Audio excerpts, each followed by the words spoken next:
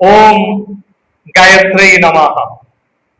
दिव्यात्मान आपण मानंको मु एक गुरुत्वपूर्ण आत्मवाक्य प्रति सचेतन कराई दउछि एवं ए आत्मवाक्यर शिक्षण को आपणे नबा पाई आपण मानंको मु निवेदन करूछि।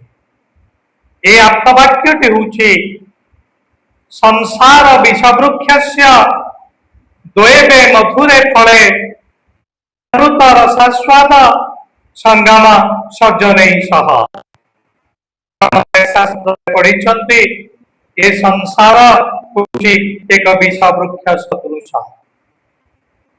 संसार पाप पंकरे आमे माने आकंठ निमज्जित अछंती, किंतु हताश हवा उचित नुह, कारण ए संसार विषवृक्षर दुईटी मधुर फल रही।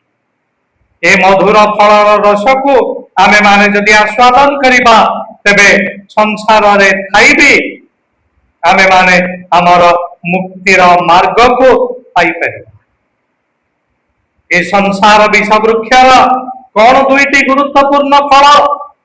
काव्यामृत रसास्वाद।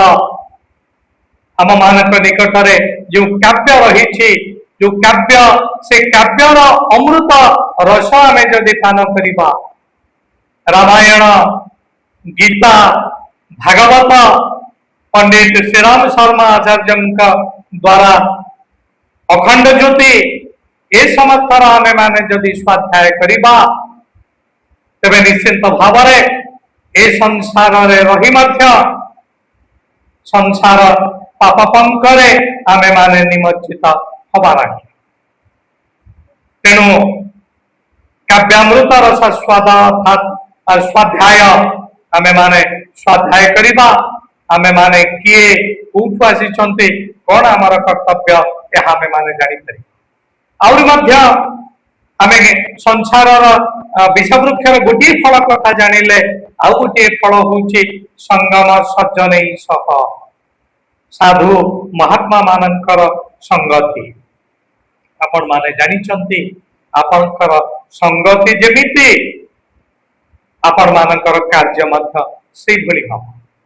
जदि दुष्ट व्यक्ति मानक सहित आपण मानकर संगति रहिबा तेबे आपनक भितरे दुष्टता आसीबा, आपनक मध्यरे हिंस्रता आसीबा।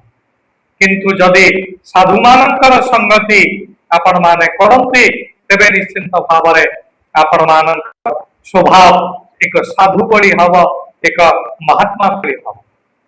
जेभली भाव आमे जदि अग्निर समीप बसिबा आमे उष्णता पाइबा, बरफ निकटरे बसिले आमे शीतलता पाइबा। ठीक से भाव साधु मानक निकटरे जदि आमे माने बसिबा, साधु मानकर सद्गुण आम मध्य को आसीबा। आमे जदि दुर्जन मानक सहित संग करिबा तेबे दुर्जन मानकर दोष समर्थ आम मध्य को आसीब। तेणु संसार रही करी आपण माने मन दुख करंतु नहीं। संसार विषवृक्षर ए जो दुईटी फल रही, ए दुईटी फलर रस आपण माने आस्वादन करंतु। निश्चित भाव आपण माने संसार रे थिले भी आपण माने आपण मानकर मुक्तिर मार्ग को प्रशस्त करि परिबे। संसार रे आपण माने पंक भाव रहिबे नाही, कादुओ भाव रहिबे नाही, आपण एक बल भाव रहिबे। कादुओ को जदि आपण कांथ को फिंगंती तेबे कांथरे कादुओ लेसी हे जिवो, किंतु जदि गोटे बल को आपण पकेइबे कांथरे बाजी करी बलटी बाउंस करिबा, बल पछकु पड़े आसीबो। ठीक से बोली भाव ए दुईटी फल आपण जदि आस्वादन करिबे तेबे संसार रूपक कांथरे आपण कादुओ भली चिपकी जिबे नाही, आपण बल भली रहिबे, बल भली बाउंस करिबे। अर्थात संसारर पाप पंकरे आपण माने निमज्जित रहिबे नाही। ए आत्मवाक्य आम मानकु ए कथाटी शिखौछि। आसंतु आमे माने ए आत्मवाक्यर कथा को आपणे नबा एवं आमर देश को निश्चित भाव जगत गुरु करिबा। धन्यवाद।